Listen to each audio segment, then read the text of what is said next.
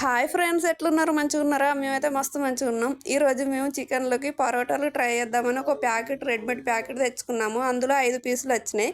దా దీన్ని ప్రిపరేషన్ చేసేది పెద్దగా ఏం లేదు. ప్యాకెట్ ఓపెన్ చేసి వేడి పెనం పెట్టి ఆ పెనం కాస్త వేడైన తర్వాత చుట్టంచులో ఆయిల్ వేసుకొని కాల్చుకుంటే సరిపోతుంది. ప్యాకెట్ ఓపెన్ చేసిన వెంబడే కాస్త స్మెల్ వచ్చింది. కాకపోతే కాల్చుకున్న తర్వాత ఆ స్మెల్ ఏం లేదు, బాగానే ఉంది. ఇటుకాక రెడీమేడ్ పరోటాలు కదా అని మనం పైన కాల్చుకుంటే అవి అస్సలు బాగుండే.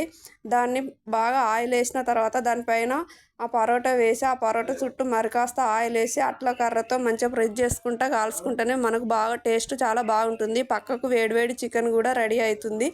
ఇప్పుడు మనం ప్లేట్లో వేసుకొని ఆ చికెన్ తోటి ఈ పరోటా ట్రై చేద్దామని మేము ట్రై చేసాం. టేస్ట్ మాత్రం చాలా బాగుంది. కాకపోతే ఇది ఎప్పుడు తినడం కూడా ఆరోగ్యానికి అంత మంచిది కాదు, ఎందుకంటే మొత్తం మైదా పిండి కాబట్టి.